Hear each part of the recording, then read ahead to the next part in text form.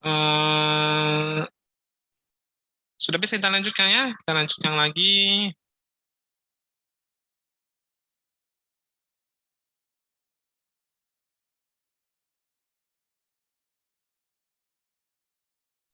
Kita sampai di sini tadi ya, sampai display ya. Jadi dari perintah ini kita memperoleh berbagai informasi ya, berbagai informasi atau pengetahuan ya dari perintah ini. Pertama adalah tadi udah saya jelaskan kita peroleh pertama jumlah data, yang kedua rata-ratanya, baru standarnya. Selanjutnya data minimal. Jadi di data minimal itu, di data kita itu ada IPK minimal, IPK-nya 2,0. Yang prestasinya ada yang belum punya prestasi, aktif organisasi ada juga yang tidak aktif. Tahun yang paling rendah 2018, statusnya ada juga yang 00.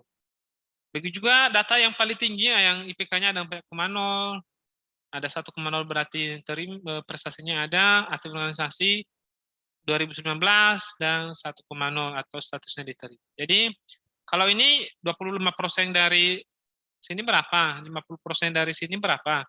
75% dari sini berapa? Jadi itulah 25%, 50% dan 75%. Jadi data yang style ini aja, yang style ini aja diinformasikan sama kita. Itulah hebatnya Python dengan hanya perintah ini. Jadi di tabel yang kita gunakan ini, yang hanya 52 rekod, kita sudah memperoleh berbagai informasi atau pengetahuan yang penting. Begitu juga di sini, di yang kedua ini, nah, kita memperoleh di sini nama, pekerja orang tua, jenis kelamin, prodi. Jadi jumlah datanya ada 52 kalau nama, pekerjaan orang tua ada 50 datanya yang lengkap, jenis kelamin 51, prodinya 52. Mungkin ada bertanya kenapa ini 50 Pak? Ini 51. Tadi kan sudah saya jelaskan. Di data yang kita gunakan, ada sebagian data yang tidak lengkap. Ya, ada sebagian data yang tidak lengkap, makanya ini hanya 50.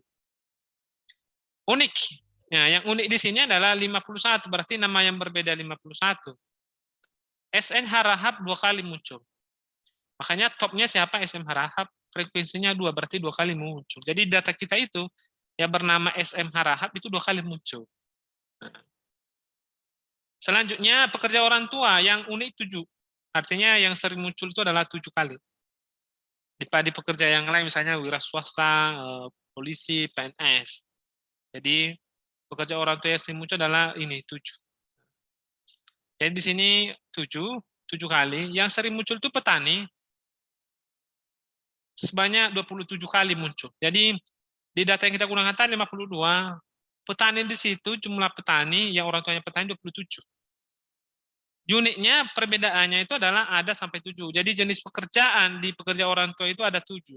Kalau nggak salah ada petani, ada wira swasta, ada lainnya, ada PNS, ada polisi, pokoknya sampai 7 lah.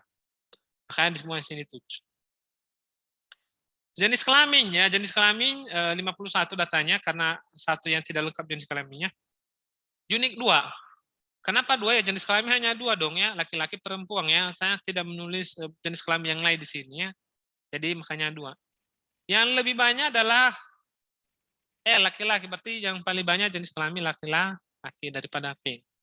Prodi 52 lengkap datanya, prodinya 2 tadi, TI sama MI. Yang sering muncul adalah TI, di mana 46 dari 52. Berarti TI yang paling banyak mahasiswa. Paham ya? Oke. Sampai di sini ada pertanyaan. Di depan dia ada yang mau ditanyakan? Sejauh ini nggak ada, Pak. Oke. Oke, bagus loh kalau ada. Adinda Rahmadani, ada yang bertanyakan? Belum ada, Pak. Oke.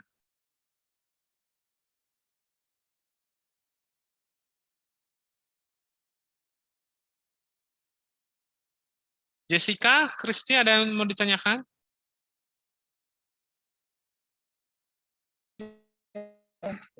Tidak ada, Pak. Oke. Jessica Sirait, ada yang mau ditanyakan?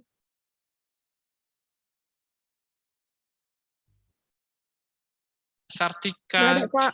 Oke, Sartika Julianti. Oke, mudah-mudahan tidak ada. Begitu juga yang lain ya. Walaupun tidak dibuka semua kameranya, tapi mohonlah diikuti ya. Oke, kita lanjut ya. Kita lanjut ya. Kita lanjut.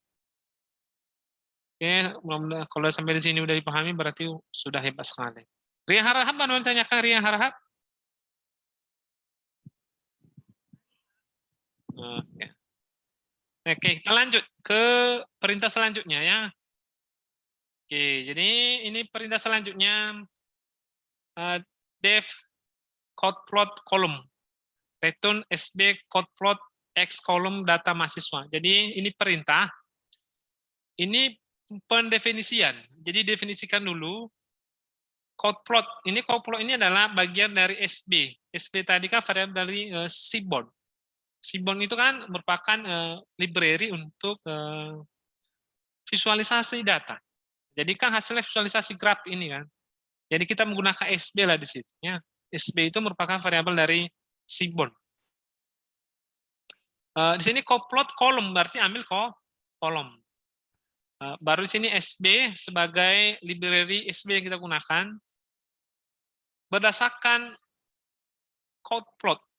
Code itu jumlah, plot grafik. Jadi dalam jumlah dibuat datanya berdasarkan jumlah, jadi diplot berdasarkan jumlah. Atau mengkategorikan data berdasarkan isi dari suatu kolom atau atribut. Makanya dibuat di sini X-nya sama dengan kolom data ambil dari data mahasiswa. Oke. Perintah dengan ini itu sambung satu perintah. Jadi di sini dibuat lagi call plot status berarti ambil data atau tampilkan data dalam bentuk grafik batang berdasarkan status. Isi status itu kan ada 0 dan 1 ya. Yang 0 ini tidak menerima, yang status menerima. Jadi dibuat dalam grafik batang ini yang tidak menerima, ini yang menerima. Jadi Anda lihat di sini sekitar 20 yang tidak menerima, yang 30 yang menerima lebih dari 30. Jadi menampilkan data berdasarkan kolom. Nah, itulah intinya, meletakkan data dalam bentuk kolom dalam bentuk visualisasi ya. Jadi ini kolom atau atribut status dulu. Oke. Selanjutnya ada juga berdasarkan prodi. Nah, bisa kita juga dalam bentuk prodi. Nah, kalau dalam bentuk prodi ini dia. Kalau Anda lihat di sini yang paling banyak adalah prodi TI daripada prodi MI ya. Jadi grafik batangnya sangat tinggi ya. Tapi kita tulis lagi, ini kan satu halaman. Hanya satu kali aja didefinisikan, di bawahnya tinggal memanggil. Jadi kita juga lah hebatnya bahasa Python ini. Apa yang kita definisi satu kali saja, menggunakan perintahnya bisa berkali-kali. Ini untuk statusnya, kolom status. Ini untuk kolom prodi, prodinya itu isinya adalah TI dan MI. Itulah kategorinya. Selanjutnya berdasarkan IPK juga bisa. Ya. Nah, kita tunggu dulu. Nah, berdasarkan IPK. Oke, ini. Nah, ini kalau lihat ada IPK-nya, ini nama mahasiswanya nggak nampak, IPK-nya ini jumlahnya. Jadi ada yang IPK-nya 4,0 ya, ini pas 4. Berarti ada yang 4,0. Ini IPK-nya berapa orang nggak bisa terlihat lagi ya di sini karena sudah terlalu padat. Tapi intinya ada yang 4,0, ada yang di sini ada 3,0, banyak juga yang 2,0 ya. Yang satu. Jadi itulah antar IPK. Oke. Selanjutnya kita coba grafik yang lain. Ini kan grafik batang ya, ini grafik batang, ini grafik dalam bentuk scatter ya. Nah, jadi Anda lihat di sini perintahnya mahasiswa plot scatter X prestasi. Ini X berarti garis X ya. Kalau Anda lihat Kartinius ini kan ini X ya. Baru Y status. Nah, ini. Berarti ini kan. Ini di bawah ini X statusnya, baru ini prestasinya. Jadi berdasarkan X sama dengan prestasi, Y sama dengan statusnya. Selanjutnya file size 6,3 ini adalah ukuran dari grafiknya. Makin tinggi, misalnya kita buat 10,5 maka grafiknya makin lebar. Jadi ini fixed size-nya adalah ukuran dari grafik ini. Oke, jadi kalau Anda baca tabel ini, kalau Anda baca status kan menerima atau tidak. Jadi status menerima atau tidak ini kan kalau status menerima berarti 1 kan menerima. Jadi ada sini titik kan, ada sini titik. Oke, perhatikan. Ini prestasinya. Jadi kalau prestasinya ada berarti 1 kan. Kalau prestasinya ada, maka ada juga yang menerima beasiswa. Jadi statusnya menerima kan. Nah, jadi sama-sama 1. Ada juga yang tidak mempunyai prestasi, 0, menerima juga. Nah, begitulah kalau kita artikan. Jadi berdasarkan data yang kita gunakan, tidak semua yang menerima beasiswa itu ada prestasi, ada juga yang tidak ada. Mungkin dari segi IPK, mungkin dari segi faktor yang lain, makanya dia menerima. Jadi kalau kita hubungkan 2 variabel ini, prestasi dengan status, ya inilah hasilnya. Dalam bentuk scatter. Mudah-mudahan bisa pahami ya. Harahap sudah mulai pening dia, Riang Harahap membaca datanya. Oke, selanjutnya kita coba lagi nih, itu lebih seru lagi. Kita hubungkan IPK dengan status. Status tadi kan menerima atau tidak ya. Oke, kita hubungkan. Ini grafiknya. Coba Anda lihat. Grafiknya itu agak-agak unik ya hasilnya. Ini banyak titik-titik di sini. Di sini juga banyak titik-titik. IPK-nya ini. Ini status. Berarti yang satu ini kan menerima ya. Berarti di sini loh pas. Tapi lihat ini, kenapa seperti ini dia? Nah, coba kita cari apa mana dari grafik ini. Kita bola garis lurusnya. Oh, ternyata yang ini IPK-nya tinggi-tinggi. Ini IPK-nya rendah. Titiknya banyak di mana? Di IPK yang tinggi. Berarti rata-rata yang ini adalah menerima. Paham ya?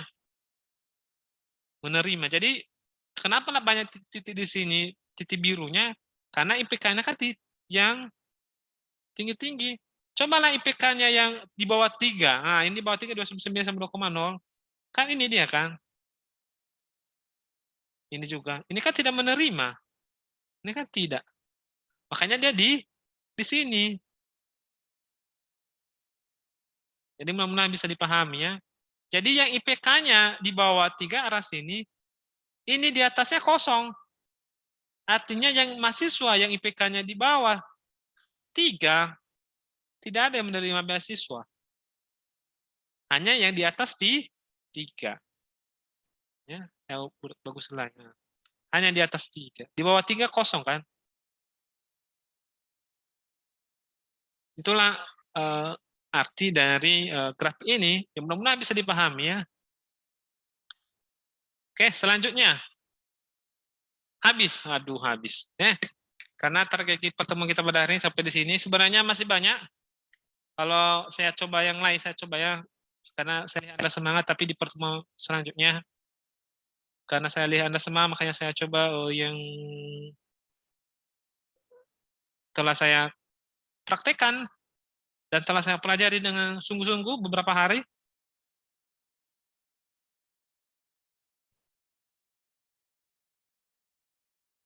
Jadi mencari informasi pengetahuan dari tabel itu dengan menggunakan Python memang sebenarnya kodenya gampang. Tapi banyak bentuk, banyak cara, banyak kode dan lain sebagainya. Jadi kalau nanti Anda sampai, nah ini juga belum sampai kita di sini. Nah ini mudah-mudahan ini juga grafiknya banyak kan? Ya mudah-mudahan Anda tidak pening ya. Kalau saya sih tidak ya, karena menurut saya gampang kali kodenya. Daripada saya menggunakan bahasa pemrograman mulai stres lah banyak ini sampai bawahnya. Nah, sampai nanti kita ke processing data. Jadi untuk target pertemuan kita ke-11, ini nanti pertemuan ke-12. Nah, kita sampai di sini aja lah. Sampai di sini. Oke, silakan ditanyakan ya. Ini sangat penting materinya. Jadi saya harap Anda bisa mempelajarinya dan bisa memahaminya ya. Bukan untuk saya, nanti untuk Anda ya. biar tidak sia-sia mata kuliah big data analis ini. Saya sudah berusaha maksimal ya. Kita terkenal di teknologi big data analis ya, jujur. Sama juga itu terlalu sulit. Instalasinya susah, saya lagi mencari solusi yang lain. Nanti bulan 7 paling nggak kita kejar pertemuan kita. Apa-apa, nanti sekaligus di sini. Pokoknya saya berusaha. Karena ini dua-duanya mata kuliah baru, jadi dua-duanya saya mempelajari. Tapi saya lebih fokus ke teknologi, ke big data analis ini, karena ini yang menurut saya yang sangat berguna bagi Anda nanti kalau seandainya ada tambahan dari Budidar. Oke, silakan. Ditanyakan. Lili Rahmayati. Akan ditanyakan sesuatu? Nggak ada, Pak. Nggak ada. Jumantri? Pak. Bisa. Oke, silakan Jumantri. Nggak ada, Pak. Ya, ada. Oke. Iqbal?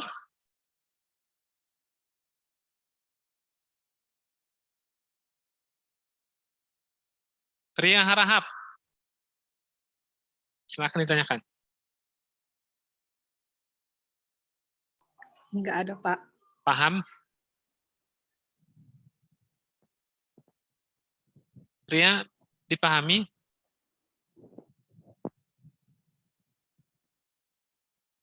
Ida Panianga ada mau ditanyakan? Nggak ada, Pak. Siti? Humairoh? Tidak ada, Pak. Oke. Azmi Aziza? Tidak ada, Pak. Oke. Adi Pramono? Nggak ada, Pak. Oke. Ini semuanya mengerti ya. Ya. Bagus. Ada yang mau bertanya? Munasari Sinara ada? Tidak ada, Pak. Oke, berarti dipahami ya apa yang telah saya jelaskan.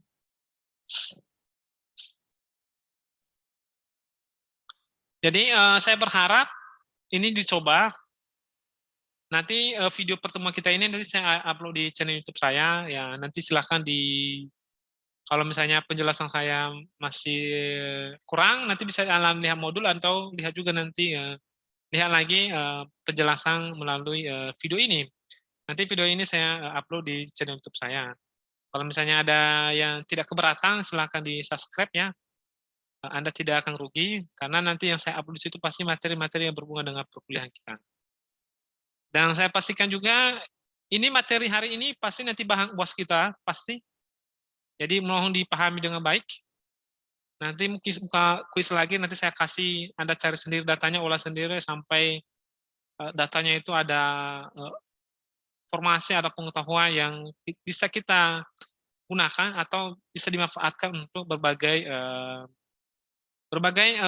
kegiatan-kegiatan. Jadi misalnya Anda mengolah data, misalnya data supermarket, data penjualan, data pegawai, itu nanti yang akan kita olah. Jadi saya sampaikan, mohonlah dipelajari, janganlah diabaikan. Begitu juga materi sebelumnya, materi ke-10, saya lihat Anda kan, kalau jam sama saya, kalau saya jumlahkan itu sudah sampai 100 lebih.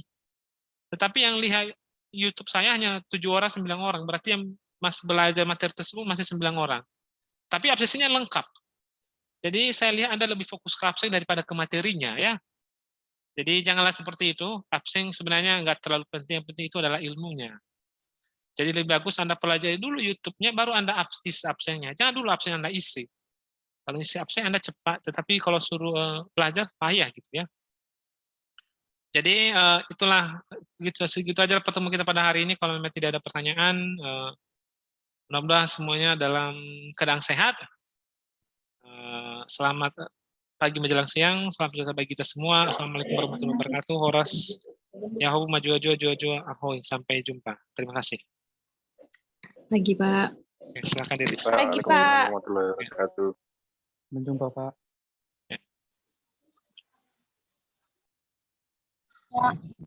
Oke.